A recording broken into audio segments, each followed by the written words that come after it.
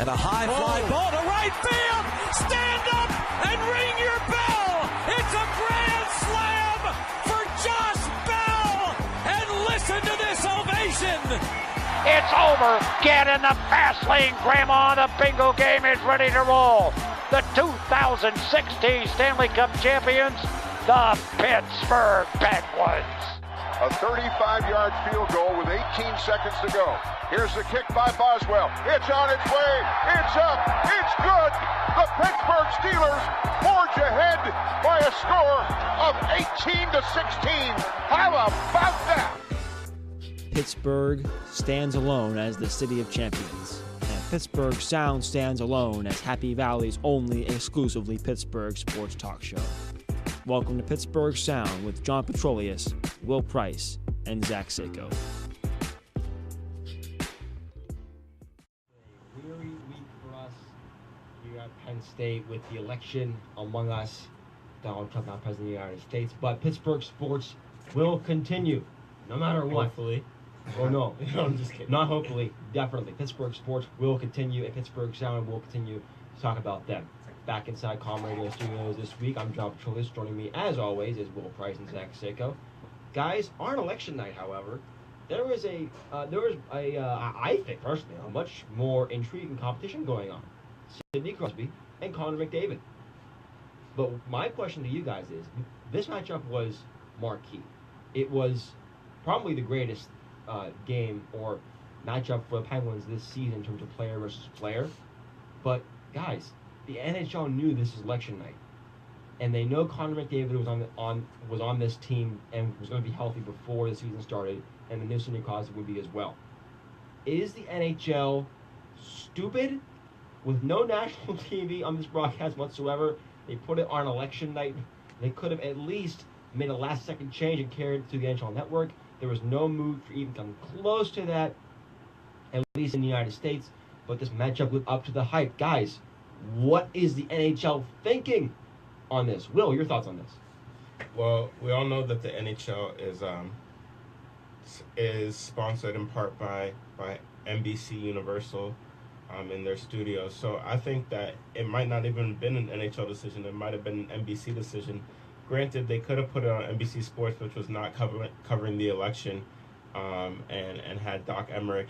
I'm sure Doc would have had some great spiel about the election itself and how it relates to hockey. But I think that I don't know how much of that decision was up to the NHL. So I don't want to completely blame the NHL, but at least Root Sports got to cover the game, and it was a fantastic game. So, hindsight is 20/20, but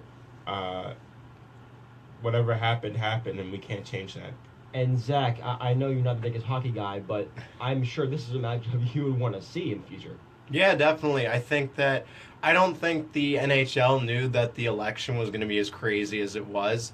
So they just scheduled this for the avid hockey fans. And Crosby and McDavid didn't even step up in the game. It was Connor Sherry, netting 2 goals. And so it's kind of ironic, we're talking about this matchup and there really wasn't much to show from either of the star players in the game. Well, Connor McDavid, even though he didn't score a goal in that game, I'd argue he was very productive in that game. No goals, but 3 assists. And the way his speech just stood out, he made Brian Dumoulin look like a traffic cone at times in that game. But I would argue that the matchup itself in the game lived up to the hype. Exactly like you said, Connor Sherry scoring 2 goals, and that first one was an absolute rocket. Penguins came back from a 3-1 deficit in that game. So we can say the Oilers blew a 3-1 lead now, add them to the club. The Oilers blew a 3-1 lead. Penn's coming back from a 3-1 deficit to win that game 4-3 on some really garbage goals on the comeback trail, but the Penguins still won the game, and thus, last night at least, moved into first place in the standings. They have Minnesota at PPG Paints Arena tonight. I'm still not used to that, guys. Yeah, I don't know about you guys, but I'm not used to PPG Paints Arena. It's just not an attractive name whatsoever. No. But speaking of the election, if you're weary about it, if you are either excited about Trump being president, or if you're anxious about it, or if you're mad about it, no matter what your feelings are, we have something for you to listen to come back to reality. Ladies and gentlemen, we are all Americans in this country. We're all in this together. So no matter what, if Trump does a great job as president or if he fails miserably, the United States of America will pull together and move on. And the Chicago Blackhawks and St. Louis Blues last night, they played a Wednesday night rivalry, and amidst all the protests going on against Trump and all the celebration for Trump happening across the country, regardless of your political affiliation, you need to listen to what happened with the national anthem in St. Louis last night. Show both your pride in being an American and your thanks and appreciation for all of our country's veterans. And now, to honor those that serve the oppressed, our nation, and the free world, please rise and sing proudly our national anthem. Oh, say, can you see by the dawn's early light what so proudly we hailed?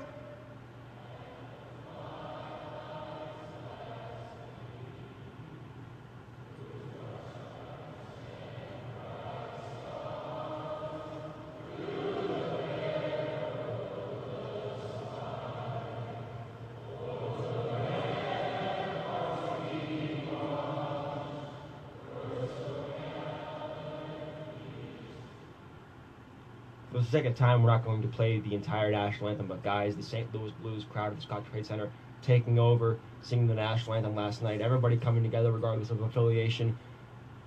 What's your take on this? Actually, I shouldn't really ask that. I should ask you guys, what can sports do in moments like that to help lift the nation?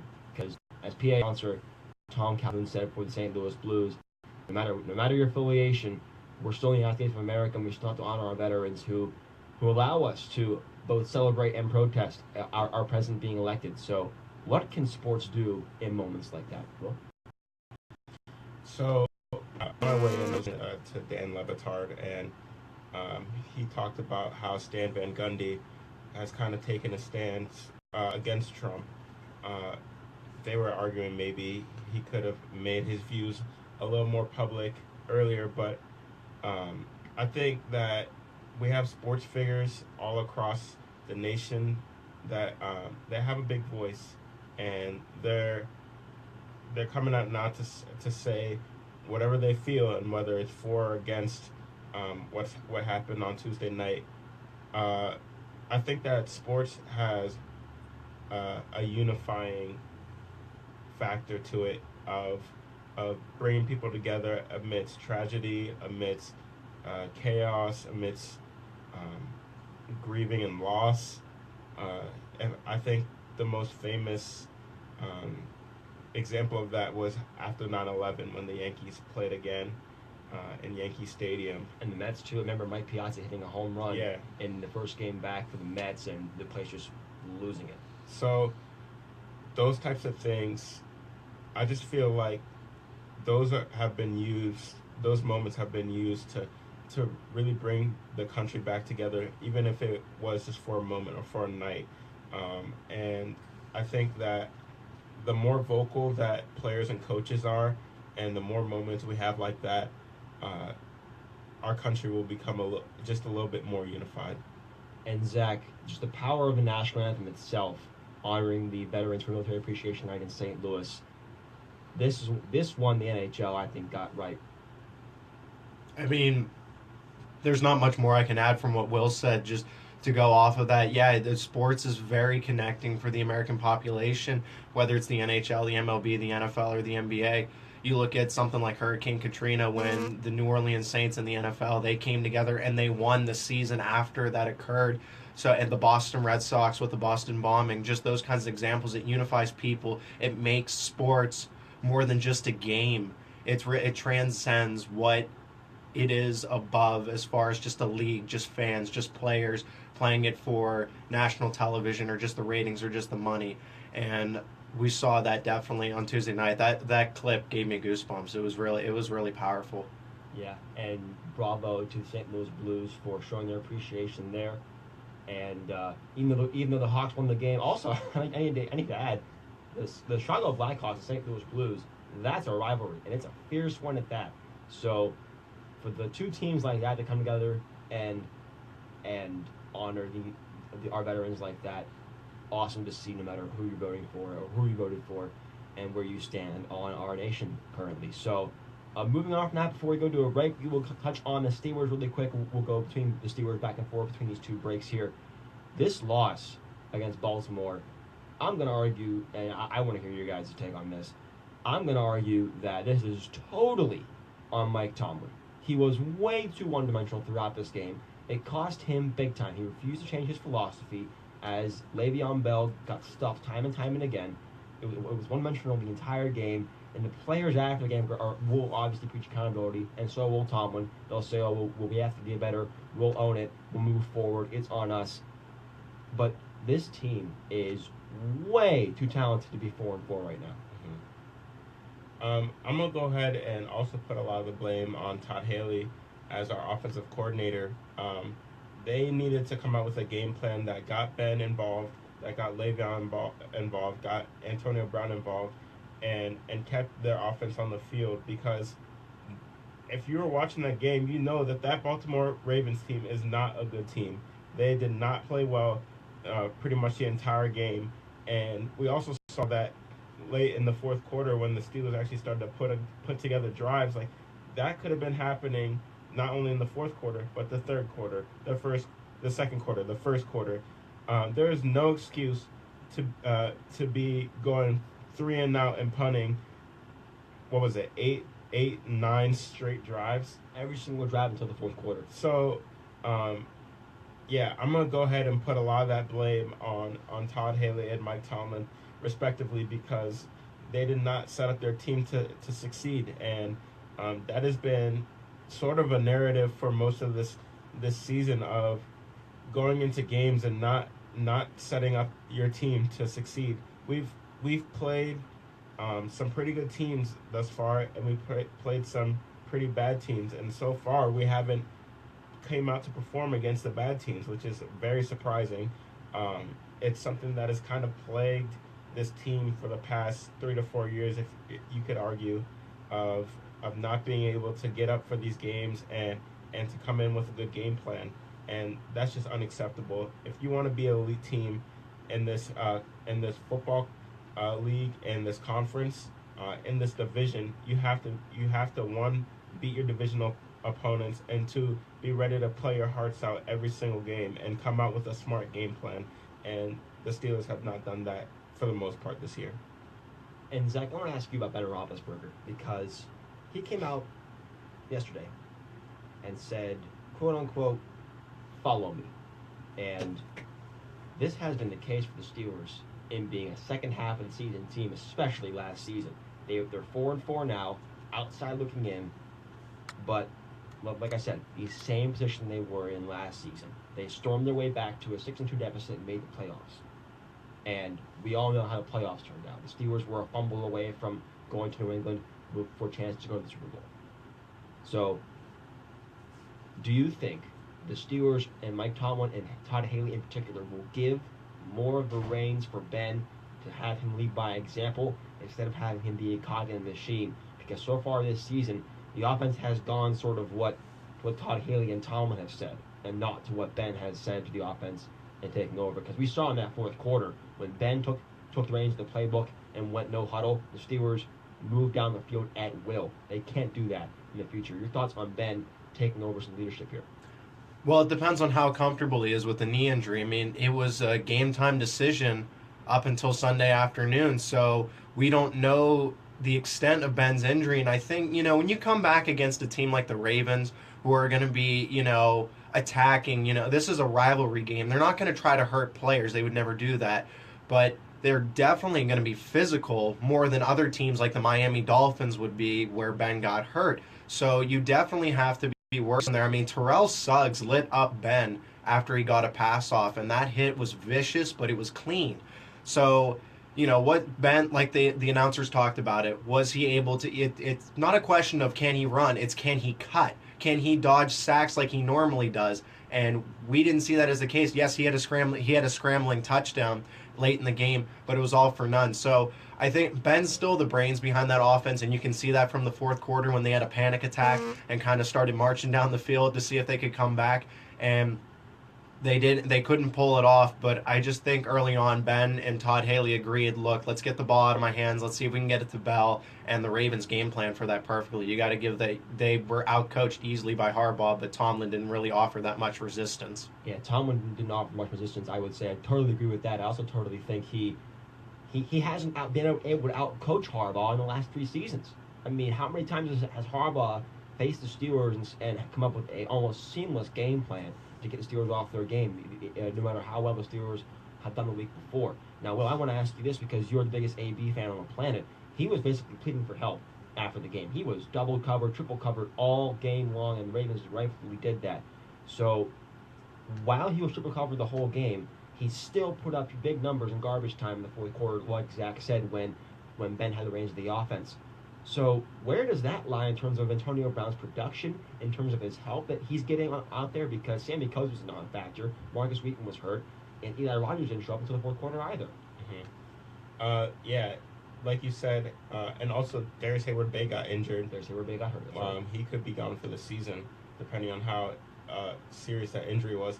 What we've seen is definitely that the supporting cast is not doing enough to spread out the field, because a lot of teams have figured out that if you can shut down, and I'm using air quotations because you don't really shut down Antonio Brown, but if you can keep him from exploding, I'll say that, and burning you for like 200 yards, then the Steelers lose a lot of the power that they have on the offensive side of the ball. And so this is really a call out to his supporting cast. We talked about Coates. You got to be able to catch balls that are laid perfectly on your hands. Eli Rogers, he played hard, he hustled, but he's young, and they have to be able to make the simple plays. Jesse James dropped a key ball that could have potentially got us a first down. So the supporting cast has to be able to get out there and make some catches, and they have to be able to use Le'Veon Bell in the same regard, because if you can't run the ball with him, you got to get it to him in open space and pass the ball to him, because he is their probably most effective weapon, I would argue. And as the offense goes, Antonio Brown, like you said, needs to be involved more in the offense, but the help he needs to get has to be there. And if Darius Hayward-Bay is out for this season, that really thins it out, because he's had a phenomenal season so far coming in for relief. He's actually listed as a starter on the depth chart prior to the Ravens game. So if he's out for a while, that could hurt. Hopefully getting Ladarius Green back in the near future will help too, but no signs of that happening yet. Even though he's off the PUP list, he still has a few days to make the active roster, or else the Steelers are really in a pickle with him in his contract. So we'll take a break. When we come back, it's America's team versus the Dallas Cowboys at Heinz Field on Sunday. This is Pittsburgh Sound on Com Radio. I said it before the break, and I'll say it again. It is America's team versus the Dallas Cowboys at Heinz Field on Sunday. That's right, folks. Pittsburgh America's team. And before we get into the matchup with the Cowboys here on Pittsburgh 7, I do want to ask you guys this. Are the Cowboys team? Zach? Right now, yeah, I would think so, because they're 7-1. I mean, there's always, I think when you have a team that basically makes the NFL memes page every week talking trash about them, then yes, you're America's team, because you get so much negative publicity from people who are trolls on the internet. So, I mean, they're 7-1. I love what Dak Prescott and Ezekiel Elliott were doing. I mean, we knew right out the gate that Ezekiel Elliott would be great, but we didn't expect Dak Prescott to be where he is, and he's been a revelation for this Cowboys team. Romo, I mean, and I'm glad what they're doing is they're passing on the reins. They're using Tony Romo now as a teacher rather than forcing him back into the lineup. There's a back injury that he's suffered multiple times now is very serious. So when you have a healthy young guy like Dak Prescott that adds many more dimensions to your offensive scheme, you got to keep him in. So the Cowboys are America's team because no one's embarrassed to be a Cowboys fan anymore. Well, not anymore. And I do agree that Cowboys are much more fun to watch and much more likable with Dak Prescott and Ezekiel Elliott. Their fans, however, are not. I still will argue, though, that because they receive all this negative attention, that they're not really necessarily America's team. Will, why do you think the Steelers could be America's team? Or should be America's team, in my opinion? greatest franchise in NFL history. And from what I've seen, they have the most fans worldwide as far as well, also nationally. Just there's you hear every once in a while that there's like some sports bar in like New Mexico that's rooting for the Steelers. New Mexico? How about Mexico? Yeah. Yeah. And I feel like their pedigree and their reputation precedes them, and that there's a lot more Steelers fans out there than you know. I mean, they travel probably the best out of all away teams as far as their fans, and there's, like I said, it's just a international conglomerate of Steelers fans, and you can pretty much find one anywhere in the United States. And I'm going to finish this America's team argument nonsense with the following comparison. When Steelers last went to Dallas in 2012, about 40% of the stadium of Jerry World, 40% of Jerry World was filled with black and gold waving terrible towels. Come Sunday, you will not see 10% of Cowboys fans in that place. That place is going to be filled to the brim with Steelers fans. Just goes to show you how powerful the Steelers fan base is compared to the Cowboys, because the Steelers fans show up to games. We've seen them invade stadiums, especially in the South, where for whatever reason they seem to all relocate after the steel industry went down in the 70s. But now, speaking of the 70s, this rivalry is back. At least will be renewed for one weekend. And in terms of the game itself, do we expect the Steelers to come out and play better because the Cowboys are a good team? Do you think the Steelers are going to simply get up for this team because they're the Dallas Cowboys coming in 7-1? Zach, you're nodding your head.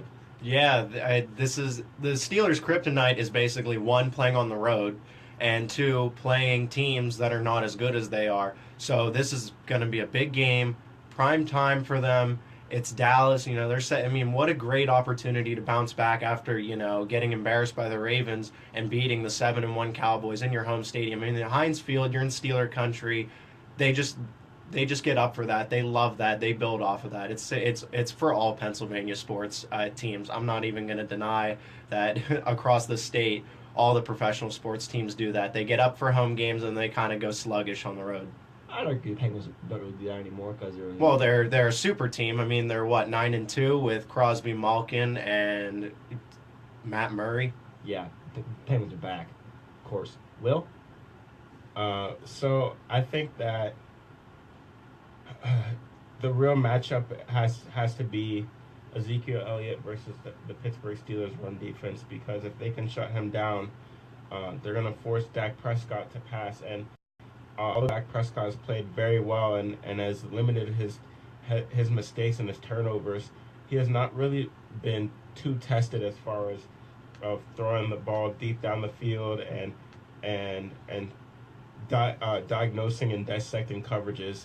If you look at Des Bryant's stat line with Dak Prescott compared to him with Tony Romo, it's like night and day. Like that, Des Bryant is not having the big games that he wants to have, but they're still winning. So we gotta see if the Steelers will force Prescott to throw the ball, or are they gonna allow Ezekiel Elliott to really play his game and to run rampant. And well, you mentioned Des Bryant struggling earlier this season and heading into this weekend.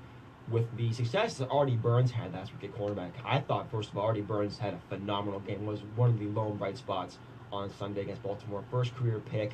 He did have a couple lapses in a couple out routes, but those are easily correctable with better technique. He was on receivers the whole way. There were some cases where he had great coverage, but Flacco just beat him. So just poor coverage. I mean, good coverage, better throw. So I thought Artie Burns played a great game against Baltimore last week. But probably, if that same case goes, and assuming Des Bryant stays on that mediocre level he's played at this year with Prescott, I'm assuming Artie Burns is going to cover Des Bryant this week. So where do you guys think then the game plan lies for Dallas? Because Artie Burns is obviously a young quarterback, but he made strides last week, and the Steelers' run defense has been better recently. It might be an air raid, honestly, from Dak Prescott, because you're going to try to expose that secondary. You saw a mediocre Flacco complete a lot of passes, and you saw that the corners were lazy with their tackling. That was the issue. It wasn't so much that the coverage was poor, it's just that when the play was going on, I mean, I saw Mike Mitchell blow on 3 missed tackles, and I was like, this is your $25 million safety that you paid all this money to, and he can't make a tackle on a skimpy Mike Wallace. Granted, he's fast, but like, you got to take a better angle. So I need Mike Mitchell to step up because we have a young secondary outside of William Gay. If you're going to have Artie Burns, who's real, like the game's probably 1,000,000 miles an hour for him right now, you need a veteran like Mike Mitchell, who was great a season ago after playing healthy the entire season. Now he's taking a back seat, and I can't imagine why unless it's injury. I can imagine it's injury. I just think he had a rough game last week, and Steve Smith called him out on it, saying he was playing a young man's game, nowhere near his level. Smith and Mike Mitchell were teammates in Carolina. Still a little bit of animosity there. But all of a sudden, also, before we go to a break, the Steelers had big problems with rookie quarterbacks earlier this season, most notably Carson Wentz in Philadelphia. For whatever reason, coupled with the good O-line the Eagles have, Carson Wentz was able to throw the ball at will and throw the ball with a precision and make smart decisions, especially out of the pocket. And Dak Prescott is or I can argue maybe is more mobile than Carson Wentz. So the Steelers are obviously going to have a issue with that. What's the issue for the Steelers in stopping Dak Prescott's mobile aspects of his game? It's gonna have to be a big game from Ryan Shazier. He's if anyone's gonna be able to keep up with Dak Prescott, it's gonna be Ryan Shazier. He's got to be able to keep him away from running 10, 15 yards down the field. So I think we're going to see a lot of quarterback spy coverages from Shazier. And I mean, Timmons is pretty fast too, and Vince Williams has an underrated speed. They just got to be able to get to Prescott early and often, but that's easier said than done. Dallas has the best offensive line in the game. So they've really got to, honestly, if the Steelers do not have a high energy output from their defense, they're gonna get creamed. I'm sorry. If they don't, if we're seeing another New England Patriots scenario where they're sulking and moping around on the sideline, they're not gonna play well. So they have to have high energy, or else this game might be a loss. And you had to fans be really into it because the Cowboys aren't coming to town, but they were against New England as well, 2 rival teams. Zach, any last thoughts on Dak Prescott and his legs, or maybe even Ezekiel Elliott and his ability to get by the run defense, which has looked better in recent weeks, but still has a little bit of work to do? From a game plan standpoint, I think Jarvis Jones and Arthur Moats really need to step up because you're going to have to contain Dak Prescott. I don't know how much you can run a QB spy because then that leaves Jason Witten open in coverage. You saw from the Browns game that Jason Witten really had a nice day. I know it's the Browns. Okay, hold on a sec. But, like, Dak Prescott hasn't been targeting Witten a lot, and now that he's forming this connection with, the veteran presence, it really looks like that the Steelers are going to have to use the outside rushers to keep him in the pocket, and then hopefully that can lead to a coverage sack from a Cameron Hayward, Stephon Tuitt. So I don't know how much you can run a QB spy. I was going to say that originally, but then I'm gonna piggyback off of what Will said and say we need to keep him in the pocket. He cannot scramble out and use his legs to buy time, not even run, just buy time to pass it, because then those receivers are going to get open against our young secondary. I think one way to do that, and I totally agree, I think one way to do that would be Keith Butler's play calling against Baltimore. I thought was surprisingly very good. The defense in that game also played well enough to win the game, but that's a different story. But Keith Butler's play calling, I loved. Like, the blitzes the Steelers ran against Baltimore, they just reminded me of the old blitzes they used to run in 2008, 2009 in the glory days of this defense, when they brought in a cornerback off the rush, a lot of zone schemes, stunts up the middle. That's classic Dick LeBeau, Keith Butler zone defense. I thought William Gay was a big factor in forcing Flacco out of the pocket on a few plays. That's the same kind of play that resulted in the interception that Artie Burns had. So if Steelers do that again, if they can, I think, go along with Zach's opinion on keeping Dak Prescott in the pocket, maybe keeping him uncomfortable, if the Steelers can do that and force William Gay to blitz, make Dak Prescott have to make a split-second decision, because William Gay came in almost unblocked, on almost every play he rushed the quarterback. So Dallas offensive line is good, but it's very hard to game plan and stop that kind of blitzing scheme that the Steelers are famous for running. And when they run it correctly, it can really do some damage, as we saw with Flacco on Sunday. So that brings us to the end of our Steelers talk today. When we come back, the Pittsburgh Pirates making news in November, and many fans would argue that's probably not for the right reasons, most notably because of their center fielder who has received some flack in recent weeks. We'll come back with Andrew McCutchen talk here on Pittsburgh Sound on Common. The Pirates didn't raise the Jolly Roger enough last season. Everyone can argue that. They raised Jolly Roger 20 less times than they did the year before in 2015 after a disappointing 78 and 83 season. So we're currently in the offseason now on Pittsburgh Sound with Zach Seiko, Will Price, and I'm John Petrolius. Currently in the offseason for the Pirates, and they're making headlines again for the wrong reasons, and especially because of their center fielder. So it was released last night via Ken Rosenthal of Fox Sports. He had it first, that the Nationals and Pirates discussed a deal for Andrew McCutchen back in July. And this is astonishing news because McCutchen has been rumored to be dealt for months, but this is an actual rumor that confirmed a rumor. So that McCutchen was seriously rumored to being traded.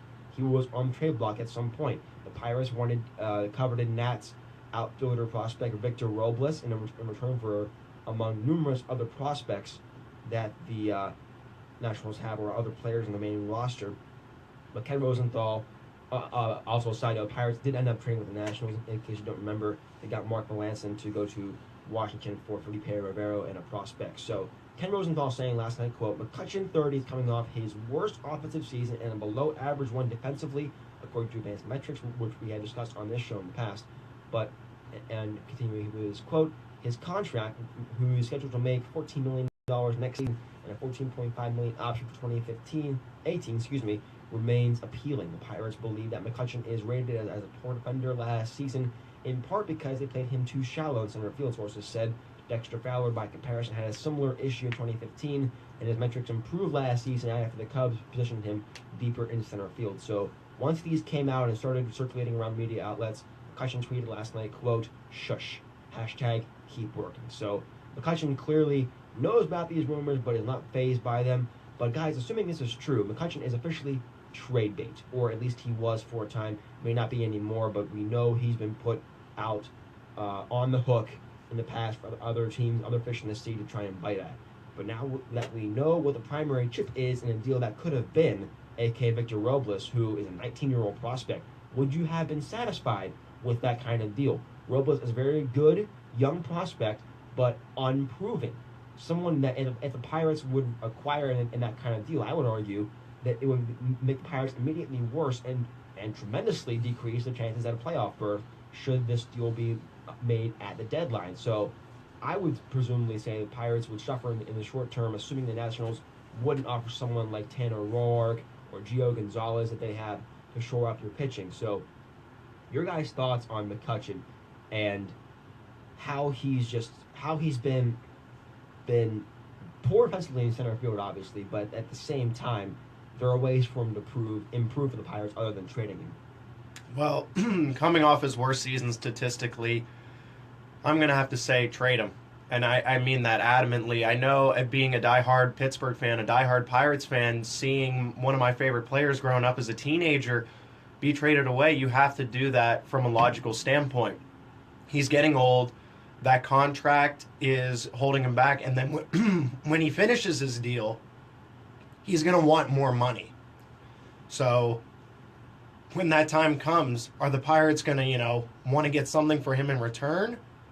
Or are they going to ship him away and get those good prospects? I don't like that Victor Robles trade with the Nationals because the Pirates already have Josh Bell, who can play outfield, and they have Austin Meadows sitting in the minors too. And I really want Austin Meadows to come up and take that McCutchen position, but he might not be ready. I think McCutchen, you got to trade him now, because I think if he gets statistically worse or stays the same, he's not going to be as valuable come in a year or two. And those winter meetings, he won't be as appealing. So you can put Josh Bell out in right field or left field. You can stick Marte in center, so you have an answer for that, and then keep John Jaso around in platoon, because you can get a lot of pitching prospects for McCutchen, which is exactly what the Pirates need. They need another guy in that rotation, because I'm not comfortable with Steven Brault or any of those other low-tier prospects going forward, and you can get bullpen depth. That's what hurt the Pirates the most, was their lack of their bullpen, because they were so shut down. It's their offense doesn't win them games, it's their pitching, and that's what they need to get back to. Exactly. Pitching wins games, and we saw that with the Chicago Cubs. We saw that that's how the Indians made the World Series. It also almost did the Indians in the World Series. Actually did do the Indians in. Almost did the Cubs in the World Series when they mismanaged their pitching staff. So, I would argue, though, that the Pirates, if they were to trade McCutchen, that they would need immediate help at the starting position, as starting pitcher in the bullpen. Someone like Tanner Roark, who won 16 games last season, or Gio Gonzalez, who's proven to be effective. They need someone to come in the starting staff now, because like Zach said, they have prospects, and some good ones, but guys like Steven Brault, Trevor Williams, they're not the immediate answer. And the Pirates, for example, in this offseason, don't sign Ivan Nova. That's a very young, inexperienced pitching staff going forward for a presumably World Series contender. So what are your thoughts on McCutchen possibly being traded and the return the Pirates should get for him? Yeah, so we all know that in the past the Pirates have not been shy about trading their players for whether it be prospects or different pieces to fill in. I do agree with both of you. They need to focus on their pitching rotation. We talked about it a lot at the beginning of the semester, but the Pirates have a very, very, very, very young pitching rotation, and if they don't get a lot of veteran presence and help for them now, then we could be seeing a very similar season to what we had last year. We have pitchers like Garrett Cole, but if Garrett Cole has an off season again, then we're going to be in a lot of trouble, because outside of him, we don't have any fully established pitchers. So if that's what the Pirates need to do, if they need to deal McCutchen while he's still a player that other teams might pine for, then they should. And that pains me too, Zach. I know you said that you have been a McCutchen fan in the past, and we still are now. It's not like we dislike Andrew McCutchen. It's that this is the nature of the game. This is the nature of professional sports. It's not always about loyalty per se. If you can produce at a high level, they're gonna keep you around. And right now, Andrew McCutchen is not producing at the level we're used to seeing him at. And I guess the question is now that he's 30 and might be on the decline. So is he able to bounce back to that point where he was a couple seasons ago, up for MVP considerations and winning MVP awards? I'm willing to bet no, because these last two seasons for him haven't been his strongest, and the Pirates need immediate help in their bullpen, and we do have pieces that can fill in for Andrew McCutchen. Totally agree. And one of those pieces could be Josh Bell, like Zach mentioned, or Austin Meadows. I'm going to argue, though, that the Pirates should at least give McCutchen a chance to improve in center field the way the Cubs did with Dexter Fowler, like Rosenthal mentioned, moving him deeper in center field. Clint Hurdle was the one who acknowledged this, and if you know Clint Hurdle well enough, he might be a little bit stubborn, but I think of the three coaches in Pittsburgh, of Mike Tomlin, Mike Sullivan, and Clint Hurdle, he is the most capable and the most willing to make changes on behalf of his team. We see him shuffle lineups all the time, and who's to say he wouldn't do that with McCutchen out in center field, just force him to play back maybe 10 more steps. So we saw a lot of balls go over because of that. So that's just one thing that could change. We could also put McCutchen in left, Marte in center. Maybe Marte's speed and range. He recently just won the Gold Glove this season. He was officially named a National League Gold Glove outfielder, so that shows you what kind of a fielder he is. And he'll win more of those by the time his career's over, believe you me. So maybe we could see Kutch in left, Marte in center, Polanco in right, Josh Bell at first base. Maybe after Kutch is traded at the deadline, after maybe he doesn't improve, throw Meadows in center field or Marte in center field. So Pirates have options. But the important thing is here, I guess the theme we're trying to discuss is the Pirates need pitching in both the rotation and the bullpen, because it's looking like now you have Garrett Cole leading the top of the rotation, who, by the way, is still not under a long-term contract, which infuriates me, but we'll get to that another day. because we spent a whole show talking about Garrett Cole. But after Garrett Cole, you had Tyon, who looked great last season. Really impressed with him. Chad Kuhl, who was a pleasant surprise. Tyler Glasnow, who will be good, just needs a little bit more work. And worst comes to worst, he has the stuff to be a good bullpen pitcher, maybe a good closer in the future. But I would like to see him as a starter first. And after that, you have to, I have to argue you had to re-sign Ivan Nova. Do not pick up Jeff Locke again. You have to re-sign Ivan Nova. I'm tired of Jeff Locke infiltrating this rotation and making life miserable for Pirates fans every single time he goes out of the start. So the Pirates have to re-sign Ivan Nova. Do not make the same mistake you made with J. Happ, because J. Happ turned his entire career around with a 20-win season in Toronto after Pirates failed to sign him. And if Pirates fail to re-sign Ivan Nova, who's to say he won't do what J. Happ did with someone like the Blue Jays again, or the Orioles, or some other AL team that needs pitching? So, wow, I just went on a long rant about the Pirates pitching staff. But the bullpen also, I'm a big fan of Felipe Rivera. Before we go to break, we haven't really talked about him much. He has some nasty stuff. And Zach, I want to know your thoughts on Rivera, because he shows some flashes of brilliance coming over from the Nationals in the Melanson deal. Yeah, what's great is he's young and he's locked up for 4 more years. So he's going to be in that bullpen mix for a long time, pending the Pirates trading him, but I don't see that. He's a cheap option in case that, you do need to go out and sign a big name closer, a big name reliever. They have some more cap space, and that was the essence of the deal when they traded Melanson away to get Rivero and the other prospect.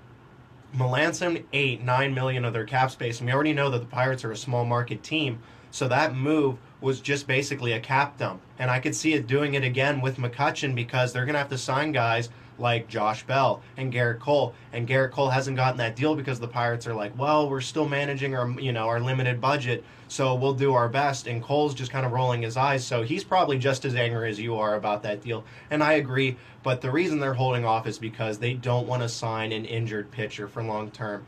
We look at like a Steven Strasburg, for example, how great he is. He's dominant, he's electric, but you only have him for 60% of the season.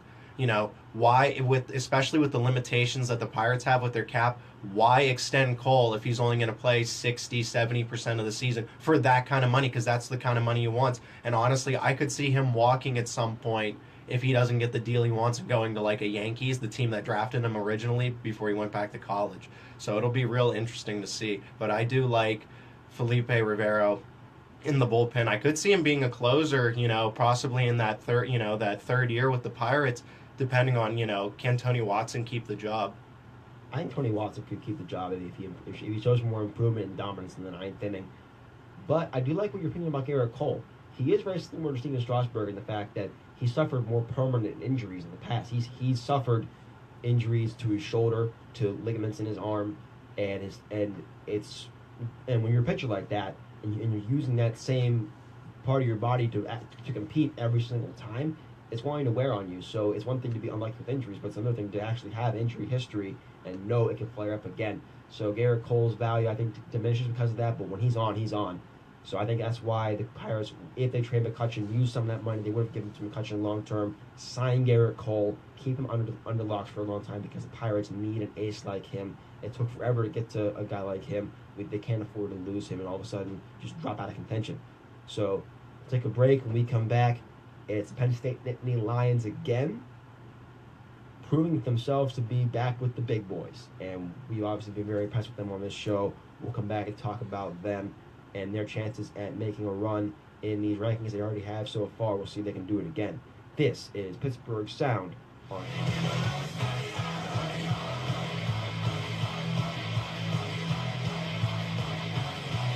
Light the lamp, sound the horn, party hard. This is Pittsburgh Sound on Palm Radio.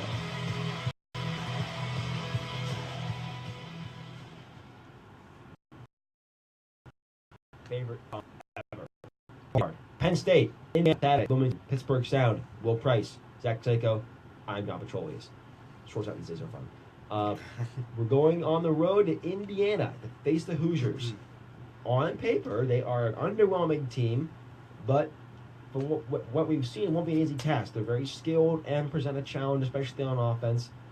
But James Franklin yesterday after practice credited his offensive line for a lot of the success they had on offense. and they reaffirmed it last week, shattering my prediction that Iowa will come to Beaver Stadium and win on a fluky play. I was totally banging wrong. So, first of all, let's assess what Penn State did against Iowa. Will? Well, you got to be happy to hear that James Franklin is crediting the offensive line of all things to Penn State's success after the debacle that they had last season. Just all around, I'm just so impressed with this team of how they've been able to turn around the narrative of this team of not being able to show up for big games, not being able to block for their quarterback, not being able to close out games. They've done all that and more this year, and I could not be more proud to say that the Penn State Nittany Lions are number 10 in this nation. That is just amazing. And Zach, where is Penn State? After you give your assessment of Iowa, I want to hear your thoughts on Penn State being number 10 in the nation, because that's high march for this kind of team. What a time to be a Penn State Nittany Lion. But my thoughts from the Iowa game, I'm going to flip it and say that the defense really stepped up. They've been an Achilles heel for Penn State. With all these injuries they've suffered to key players, the veteran players most importantly, Brandon Bell and Jason Kabinda coming back and just being able to organize the defense in such a way that, basically puts a coach on the field. I see Kabinda line up the defensive line, shift them, and it just creates such a headache for the offense. I like the one play where they stuffed Iowa on a 4th and 1, and Jason Kabinda flew over the line and hit the quarterback, and he went backwards. And then I think Marcus Allen cleaned up on the tackle. But that just shows like the run defense is really becoming, it's stout again. It's a force. And to see them stuff Iowa team, they're big up front, and they just love to ground and pound the rock, and they shut them down. I am going to say this. The secondary has taken a step back with these recent weeks. Iowa was able to throw against them, and they're not a passing team. Purdue was able to throw against them, but they are a passing team, but they almost threw for 300 yards. So with that being said, they go up against an Indiana team that loves to throw the football, and they're good at it. They do put up 27 points per game, so it's going to be very interesting. My thoughts on the top 10, it's great. It's honestly a great thing after, just finally overcoming the dark cloud that was with us for the past 4 or 5 years. It's great to see them be, the team. They're starting to shed that label. Now this is James Franklin team and not Joe Paterno's past team. And I really like what they're doing. They're having fun, and they're just loving life right now. Moving on to this week, and also James Franklin said, following a Penn State football tweet when they sent out a graphic on Election Day with Saquon Barkley for Heisman, Franklin said he wouldn't be opposed to that. He thinks Barkley at least deserves to be in the conversation. Of course, he'll vouch for his player like that. Also saying, though, that it's a team accomplishment. I think, personally, Franklin would love to see if Barkley does upset Lamar Jackson and win the Heisman. By the way, Lamar Jackson will win the Heisman. There's no question about that. If Barkley does do that, he'll have to bring up the entire team with him, according to James Franklin. So Penn State they have Indiana. Like Zach said, a tough matchup because of the secondary. I was impressed, though, with a play of Troy Aki, my high school classmate. I'm a little bit biased, but he had that interception late in the game. A lollipop right to him. I'm just going to throw him a plug because he's my high school classmate. But with the Nittany Lions this week going to Indiana, this will be a tough test. This could be a trap game if Indiana shows that they can pass the ball the way Iowa did against them. So we'll move into our prediction segment first. We'll start off with our Penn State prediction. If Penn State beats Indiana, all the following is predicated on Penn State beating Indiana. Will they crack the top 8 in the playoff rankings, assuming they get help from the following? Number 9 Auburn is going to Georgia. That's always a tough matchup going into Georgia, regardless of how good or bad Georgia is. Ole Miss going to Texas A&M, who's showing they can be upset. Mississippi State did that last week. Illinois is going to number 7 Wisconsin. That should be an easy win for the Wisconsin Badgers. And a Wake Forest team is going, a very bad Wake Forest team is going to Louisville to face the number 6 Lamar Jacksons. So with these matchups, where do you see Penn State falling, assuming maybe one of these teams goes down? I'm looking at the Auburn-Georgia matchup and saying we could have a upset brewing there in Georgia. Yeah, I'm also going to say that Ole Miss has a strong chance to upset Texas A&M. I think that Ole Miss is despite their record, a team that you always have to look out for, and they've played teams like Alabama really close the past couple of years, even beating them. And so if you look at Ole Miss, if you look at Auburn, or if you looked at Georgia, those are both teams that are very capable of winning games, and these might be the games that could propel some of these teams to bowl status. So they have something for, and I think that if either of those two wins, and especially if somehow just blows it, which I don't think they will. I think that Wisconsin is arguably one of the strongest teams in the nation, and they showed it by not only sticking in with Michigan, but which is something Penn State did not do, but also sticking with Ohio State, which is a team Penn State beat. So it's really a toss-up there, but I think that at least two of those teams need to lose for Penn State to crack the top 8. And Zach, I want to hear your thoughts on this Auburn game, because we saw Vanderbilt go to Auburn and give the Tigers a hard time in Auburn, and now they're going to Georgia on very thin ground there. Well, Vanderbilt also beat Georgia, so that's an interesting case right there. I don't think Georgia's going to get it done. They just don't have it right now. I don't know what the system is out there with Mark Richt. They're just not, Alabama's old defensive coordinator. They're just not finding it right now. And I think that the most logical upset here would be Ole Miss at Texas A&M, but home field matters too much. So I'm still going to take Texas A&M, and they're going to bounce back. They didn't have the best week the week ago, getting blown out by Arkansas, embarrassed. So they'll bounce back. So Penn State's not going to change in the rankings. I mean, maybe if Georgia gives Auburn a tough time, they could flip them depending on how dominant Penn State is. And I'm going to pick Penn State over Indiana. It's going to be like 41-34. Indiana's going to keep it close because they can put up points. Will, your score for the Penn State-Indiana game? I'm going to say 31-28 Penn State. Yeah, I think it'd be close too. I'm saying 28-24 Penn State. Indiana will be quoted a little bit, but Penn State will pull it out because of their running attack with Barkley. Also, the last prediction before we sign off here today, score the Steelers-Cowboys game. I'm going to go with your Pittsburgh Steelers, America's team, by a score of 30-24. I'm going to go with the Steelers 27-20. Zach?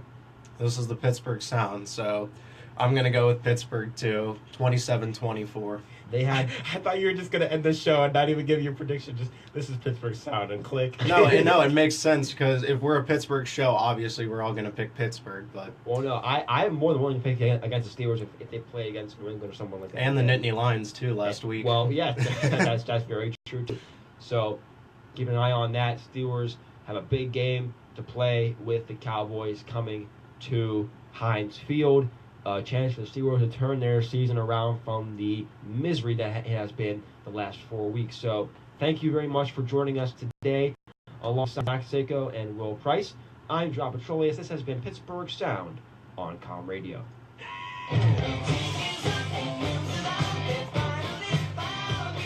Rock on, Steeler Nation.